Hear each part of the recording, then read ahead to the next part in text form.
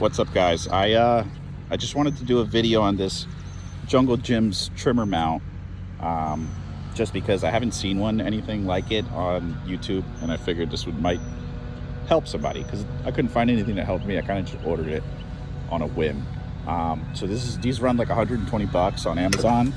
They're pretty decent, solid steel, powder coated.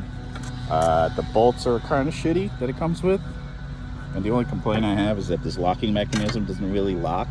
I mean, it keeps the weed whacker from falling out, definitely, but it slides around a lot, especially if you're on bumpy terrain. But it's good. It's really good. You can throw it on mostly any mower that I know of. I was running Exmark lasers before this, and there's a way to mount it to that frame. I have an Exmark Staris that I'm going to try to mount one on, and I have another one of these Vertexes I'm going to try to mount it on. And the reason I do that is the way we cut is we kind of just send the guy off in any which way direction. You know, we have houses, warehouses, we have a lot of houses next to each other, and I could just say, hey, you know, take what you need, the blower, the weed whacker, the machine, go cut that house, we'll meet you at the next one. And it saves a hell of a lot of time. And there's no excuse. There's no one being lazy. There's no one just on the mower all day while the other guys are weed whacking, killing themselves. So if you're looking into getting one, I know for a fact that it'll fit this Vertex S series with the Cowie engine. This is a 60-inch deck. I have a 48-inch deck I want to try it on. I just had to wait for the other one to come in. All I had to do was drill 2 holes here. So let me get it in.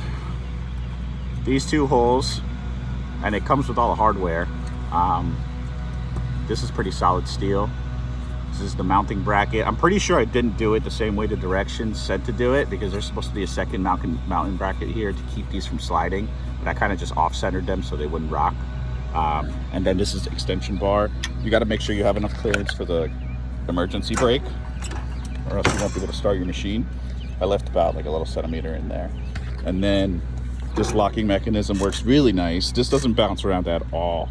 It's on a swivel. You can lock it into place and then just adjust it to like whatever angle you need.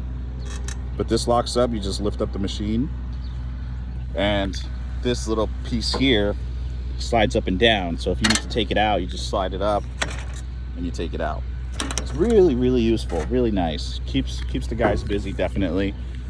Don't mind my weed whacker. This is my backup. Also, really, really good machine. Shindawa T62s. Recommend it. I used to run Red Maxes, but they're really boggy. You have to wait like 30 seconds before you can, you know, gas it and go. Where these, you just crank these suckers up and you're off. Same thing with the Red Max blowers. We run 8500s just because for the leaf season, really nice to have. This machine's somewhat new. I usually swap them out every year, but these are really good. These are strong blowers, the heavy duty commercial blowers. I just send the guy out with a mower, his own trimmer, and a blower, or that's the idea. This is my personal machine, but I am going to put it on the guys' 48 and the 44. But these machines are crazy. These are dope. These are basically right standers on steroids. The deck is super heavy duty Exmark deck. I was going to get right standards, but my dealership doesn't carry them, and I'm all about convenience of being able to stop by in town. Great commercial equipment, great customer service. Ford's lawnmower, if you're anywhere near Ford's or Piscataway, New Jersey, great guy. Teddy's the owner. But if you're looking into this machine, definitely an upgrade. Super expensive, but not as expensive as you might think. I think these come out to about 10 grand each, plus the mulching kit, which I recommend too, because I used to never run these. I would just throw the grass, but we would paint fences green, we would paint cars green. You know, the guys wouldn't be careful, break a window. It's happened many times. You know, a lot less blowing. You don't throw any grass into the street or into the beds or make a mess anywhere. This thing mulches everything right up. The blades, we carry an extra set, but we swap them out every day. I only do that because it's me. I'm extra. I recommend doing it because it kind of builds that respect for the machine.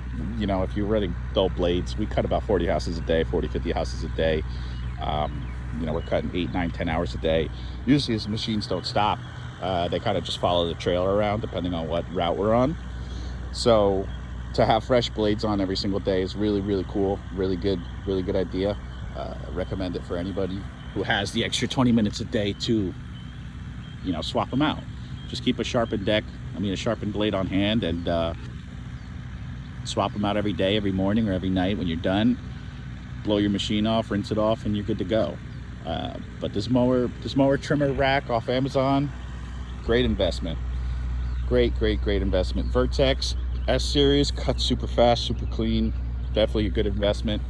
And these Red Max blowers, great to have too. So if you guys are looking for a good setup or a starter setup, this is definitely the way to go.